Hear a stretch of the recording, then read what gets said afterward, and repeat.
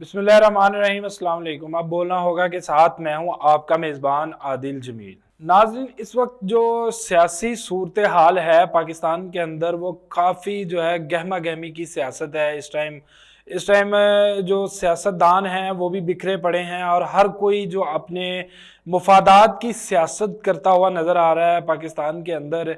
यहाँ पर जो हालात हैं काफ़ी मुश्किल जो है वो साबित हो रहे हैं पाकिस्तान तहरीक इंसाफ के लिए। इस हवाले से जो है वो पार्टीज़ भी नई सामने आ रही हैं और जहांगीर तरीन ग्रुप भी वो भी जो है काफ़ी एक्टिव हो चुका है। उसके बाद मुल्तान से, जनूबी पंजाब से भी जो है ये एक ग्रोह की सूरत में जो है वो सामने आ रहे हैं। तो यहाँ पर मज़ीद जो है कि पीटीआई के जो रहनमा या पीटीआई के जो मरकज़ी क़यादत थी वो जेलों में जाने के बाद जो है रिहाई के बाद एक प्रेस कॉन्फ्रेंसेस करती है और उसके बाद वो पीटीआई से अलहदगी भी अख्तियार कर रही है। तो यहाँ पर उन रहनुमाओं के जो बयानात थे वो काफ़ी जो है वो संजीदा थे कि बच्चों के हवाले से उन्हें अपनी जिम्मेदारी निभानी थी और किस तरह से एक हर यही कि अपने बच्चों की और अपने फैमिलीज़ को टाइम देने के लिए वो सियासत से अलहदगी अख्तियार कर रहे हैं। हालांकि यही फैमिलीज़ को टाइम जो है वो पहले भी दिया जा रहा था। खैर ये तो एक कह लें कि एक इशारा था या एक बहाना था सियासत छोड़ने का, वजूहत कुछ और भी हो सकती थी। लेकिन यहाँ पर आज एक इंतहाई अहम जो है वो और जिसे कह लें कि एक ब्लो द बेल्ट जाकर एक इंतहाई गंदी साजिश या काविश की गई कि पीटीआई के सीनियर रहनमा थे इफ्तिखार दुरानी साहब, उनकी जो है वो वीडियो रिलीज की गई है। लेकिन यहाँ पर जो सबसे अहम बात यह है कि हम सियासत करते करते अपनी अखलाकियत भी भूल चुके हैं।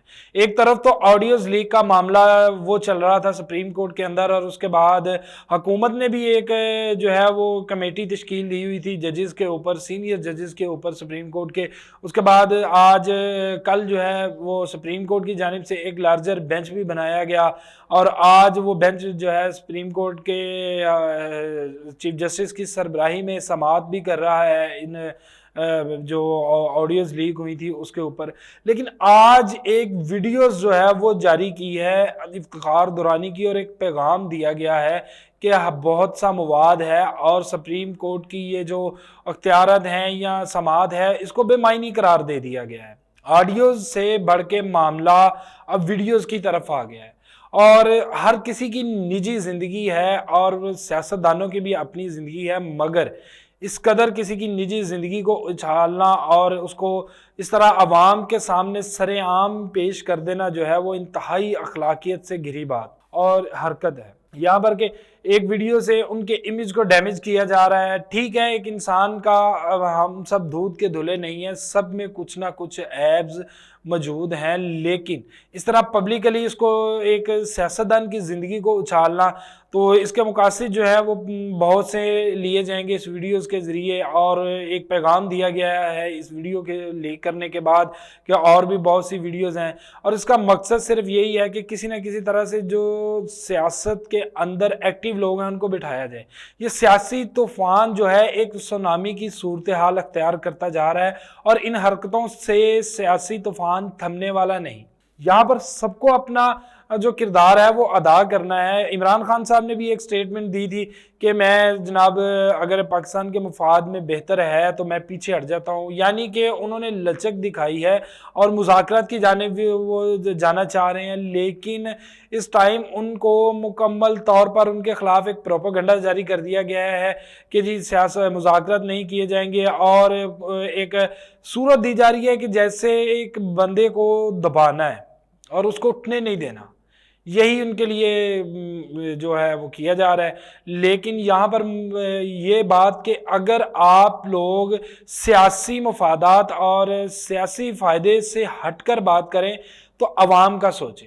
मुल्क को इस वक्त सबसे ज़्यादा शदीद ज़रूरत जो है वो माशी इस्तेहकाम की है। गुर्बत से जो जान छुड़वाई जाए, किस तरह किस तरह एक आम आदमी अपना घर जो है वो चला सके लेकिन वो सिर्फ और सिर्फ सियासी इस्तेहकाम के बाद ही किसी सूरत जो है वो काबिल कबूल है या माशी इस्तेहकाम जो है होता नज़र आएगा। लेकिन अगर इस तरह की हरकतें जारी रहीं, ये वीडियोज़ और ऑडियोज़ लीक की जाती रहीं, तो उसके बाद ये सियासी तूफ़ान जो है वो थमेगा नहीं, बल्कि मज़ीद कशीदगी की सूरत हाल अख्तियार कर जाएगा। इसमें नुकसान किसी का नहीं, सिर्फ और सिर्फ नुकसान अवाम का है। अवाम पिसती हुई नजर आ रही है। तो यहाँ पर हमारे तमाम सियासतदानों को जो है एक पैगाम देना चाहूँगा कि मिल के इस मुल्क की भलाई की खातिर और इस मुल्क की बका की खातिर, अदारों की मजबूती की खातिर खड़े हों, एक साथ मिलकर फैसले करें।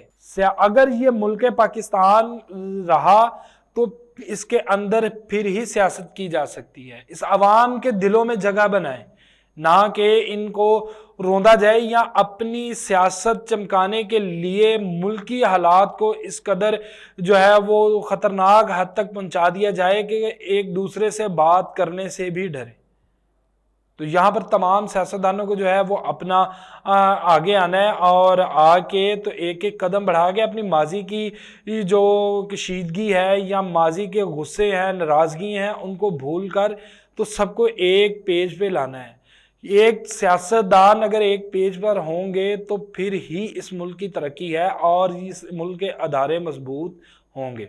इस मुल्क की तरक्की में अगर सियासतदानों का रोल अहम है तो इन रोल को या अगर इस मुल्क की हिफाजत को यकीनी बनाना भी हमारे अदारों के लिए अहम है।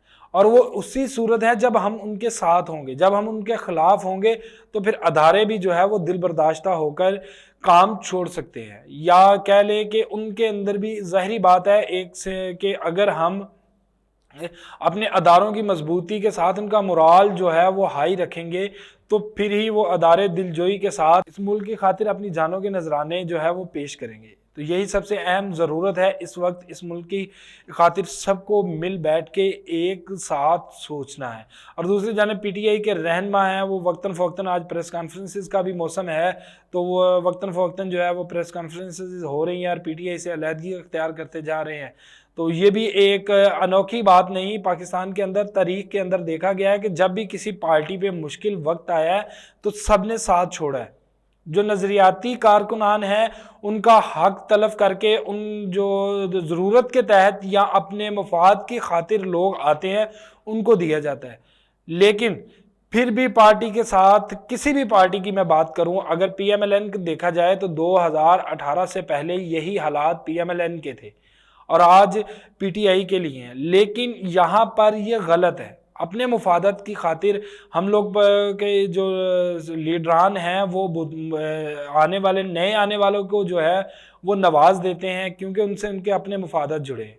लेकिन जो नज़रियाती कारकुन हैं जिन्होंने इन पार्टीज़ के लिए सोबतें बर्दाश्त की और तकलीफ़ें बर्दाश्त की, उनके जब हक़ को नज़रअंदाज किया जाता है तो यही नज़रियाती कारकुन जो है वो मुश्किल वक्त में पार्टी के साथ खड़े होते हैं। मगर जो आने वाले जिसे कह ले फसली बटेरे हैं वो हमेशा मुश्किल वक्त में किसी का भी साथ हो, अगर बेनज़ीर का था पीपल्स पार्टी के दौरे हुकूमत में, फिर मुस्लिम लीग नून का था, पीटीआई का था, तो ये एक हकीकत है कि हमारी सियासत को इन फसली बटेरों ने भी बहुत ज़्यादा नुकसान पहुंचाया। तो अब सब पार्टीज़ को इस पे जो है वो स्टैंड लेना और एक शक्ल और एक ऐसा मजबूत कानून बनाना है कि अगर कोई पार्टी छोड़े तो उसके खिलाफ कार्रवाई हो, ना कि उसको दूसरी पार्टी में जगह मिले।